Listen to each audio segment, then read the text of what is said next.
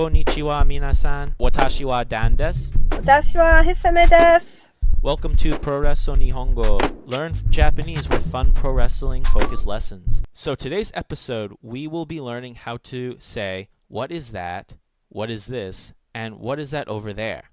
So it's essential to know how to point something out and ask in Japanese. It's also a big part of learning Japanese, or really any language for that matter, because you can really enhance your vocabulary in that sense. Being able to ask the specific names of certain items or even things.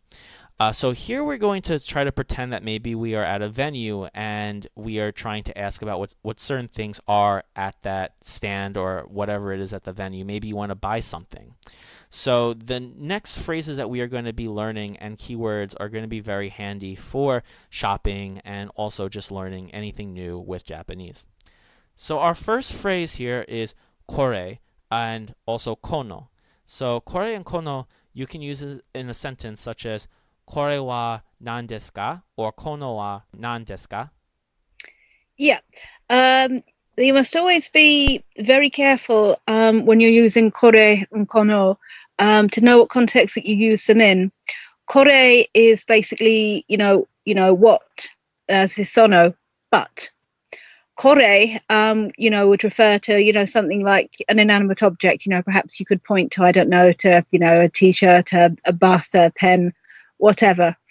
But to point at somebody and say, you wouldn't point, just to say, Corre wa nan desu ka, about a person is very rude because you're basically saying, what is that?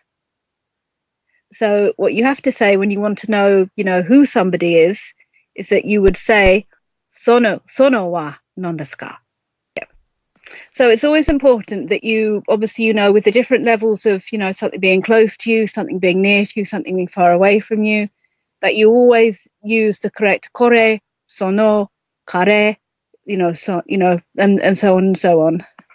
Kono, sare, sono, are, ano. It's very important that you know which one to use in what situation and for what for. Exactly. So basically, if you were using Corre and kono, that would be for, let's say, like a thing, like an item, correct? Yeah. Corre, if you were to say Corre wa, Corre wa nan desu ka, you would be talking about something that's close to you. So, for example, if I was to say to somebody now, Corre wa nan desu ka, and I was pointing at something, I would either mean my remote control or my PlayStation controller, because I'm in my room. And they're two things that are close to me as the speaker. So it's what I'm referring to here. So, that would be something that is close to you. So it's you in that situation. For Corre and kono, it's something that's close to something or someone who is close to you. Gotcha. So sore wa and sono, this is more to be used when something is close to the listener, correct? Yes. So, for example, say, for example, you were you were standing at the merchandise table and there were some T-shirts or something that they were, let's say, for example, in boxes behind next to the person who you're talking to. That is the kind of situation that you would use that's the kind of type that you would either say sore or sono, because in that case, it would be something that would be more closer to the listener than it would be to you. So, like, say if I was shopping at a particular venue or something like that, or even just like in the store, if I saw something that was right by where the merchant was, I would probably say something like sore or sono, sore wa nan desu ka, and that's it. Yeah, but you would use for something, an inanimate object, T-shirt, pair of sneakers, deodorant, whatever. You would say sore.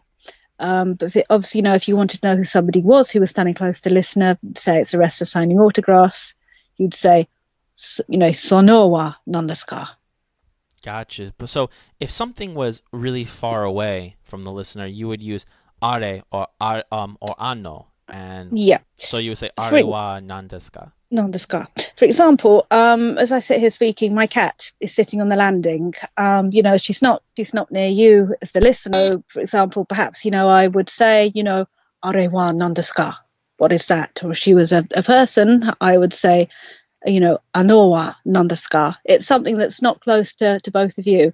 it doesn't matter whether it's, whether it's, let's say, for example, 10 feet away, 10 meters away. It's something that isn't close to either of you in kind of the same proximity. Gotcha. So just a quick review of those three. So kore wa or kono wa nan desu ka is what you would use when something is close to you.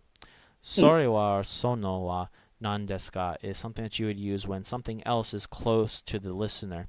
And then are wa or ano wa nan desu ka is what you would use when something is far away from you both. So Yes. Yeah. going back to what Hisame said about how this could actually be kind of rude to when talking with certain people, the correct way how to say a person in Japanese is hito. So if you were to say something along the lines as kono hito, this basically means like this person, right? Yeah. Yeah. Using, kono is fine because, it's what you would do to refer to somebody, but you would never, say something like Corre hito would be very rude because you are basically saying, what is this person, rather than son, kono is more softens it a bit. It kind of means, to who is this person. But if you think of it in English, you wouldn't want someone to say to you, what is this person? Well, what do you mean? What am I? You're saying, what do you mean? What am I? What am I? What are you talking about? But no, you would say, in Japanese, kono wa, and then if you wanted to say, this person hito desu ka, or the other way to really the way like to really say who is this person would be kono hito wa dare desu ka. Yes, that's more polite. Mm-hmm. The dare is basically who in this sense, right? Yeah. Yeah. So if you were to ever ask like who is this person, you would say kono hito wa dare desu ka? Yes. For example here, if you were talking about a T-shirt, if someone asked you kore wa nan desu ka, and if the item was that what you were looking at was a T-shirt, you would basically just respond as a T-shirt desu, as in like T-shirt desu. T-shirt desu. Yeah, this T-shirt, T-shirt desu. As in basically just adding the desu at the end of it basically means that this is that object. Yes. Yeah. So let's say that you were looking at like autographs, and let's say that you saw Daisuke's autograph. So if you saw an autograph that you wanted here, you could basically say Daisuke no sign desu.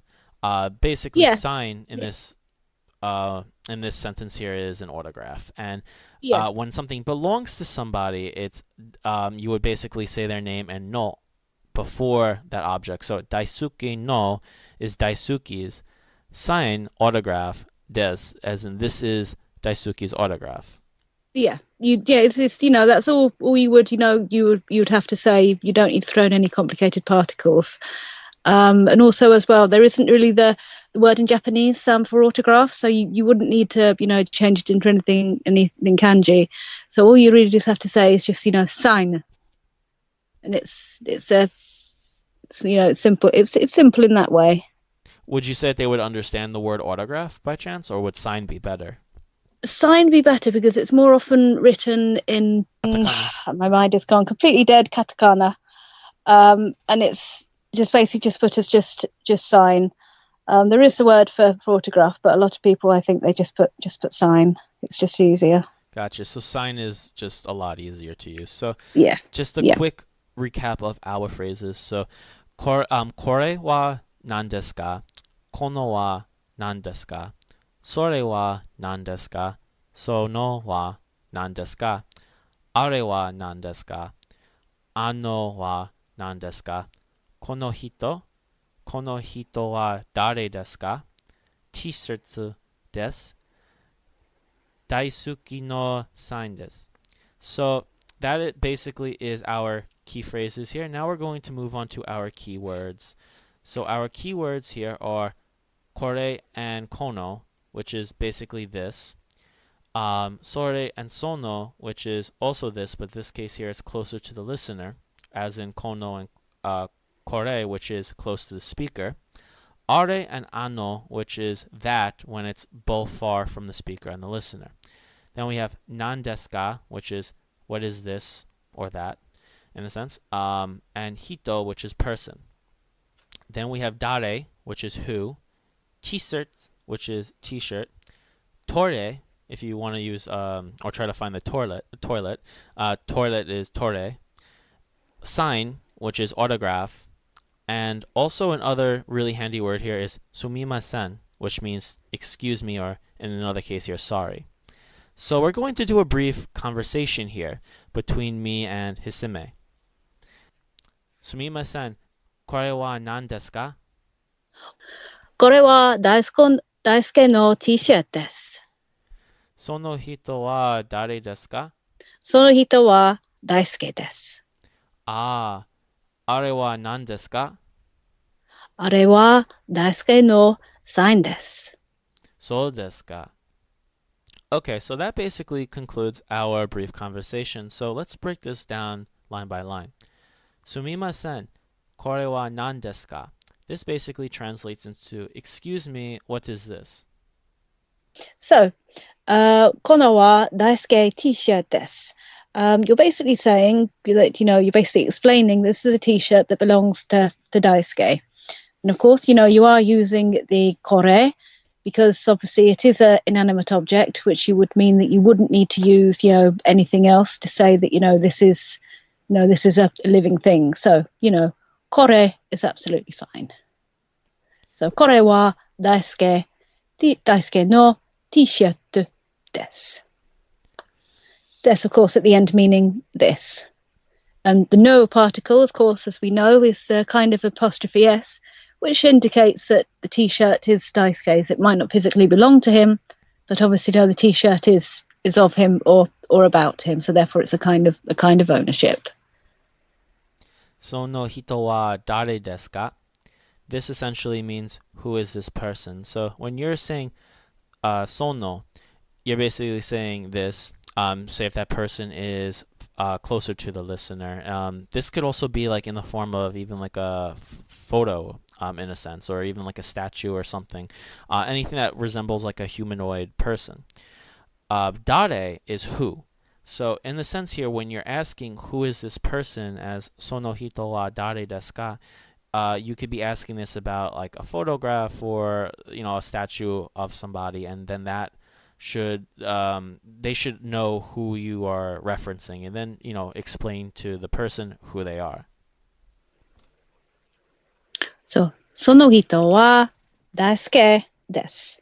So I'm saying this is Daisuke, and you'll note what I've done is I've used the sono, which basically indicates a person. I'm saying this person is Daisuke, rather than saying that person is. It just sounds just a lot politer. So sono is what you would use for, it's the one that you would use for a living person. And obviously then you've got his hito, which is this person, wa, which is the subject marker. I'm talking about this person. Daisuke, of course I'd say Daisuke-san if we wanted to be use proper Japanese, because I'd never just call him Daisuke. He'd be Daisuke-san desu. Desu, of course, it always comes at the end of the sentence, and it means this. So this person is Daisuke. So if we were to put it in Japanese, this Daisuke person is. The next part of this sentence was which is basically just an intonation for like okay, understanding. Are wa nan desu ka is basically asking a question of an other object, basically saying, what is that? あれはDaisuke no sign desu. So I'm saying, are, that, wa, subject marker, Daisuke-san, no sign desu. As I said before, obviously, the word for autograph in Japanese is, just literally S-A-I-N sign. It can be used as, for an autograph, just a signature. Perhaps it can be, a sign that says, please turn the lights off when you leave. It can be, just something like that. That is the word in Japanese, that is commonly used for, anything that has, has a sign, a signature, anything.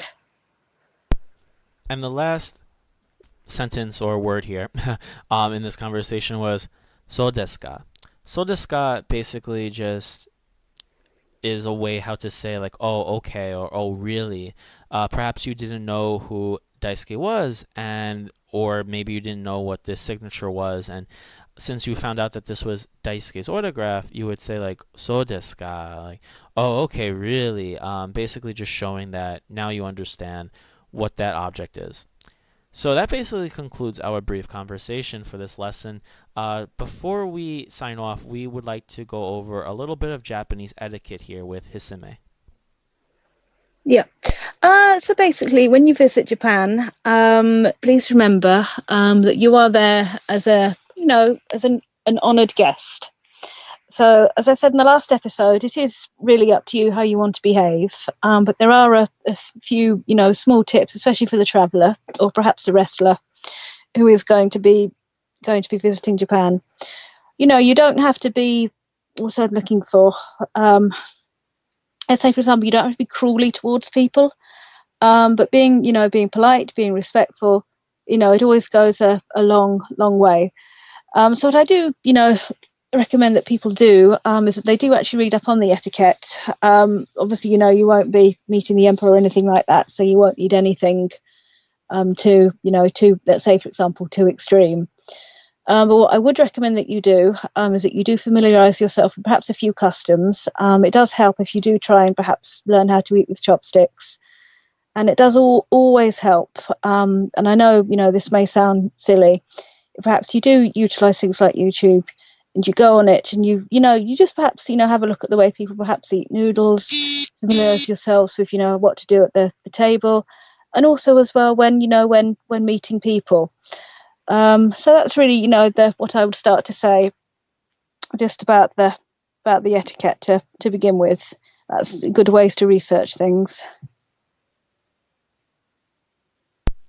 So there you have it, really. It's really important to be researching certain things about Japan and also specific cultural things about the country as well before you really go over there, because it can really make a huge difference if you get along a lot easier. So that's going to conclude this episode of Puroresu Nihongo, and we will see you next time. Okay, see you then.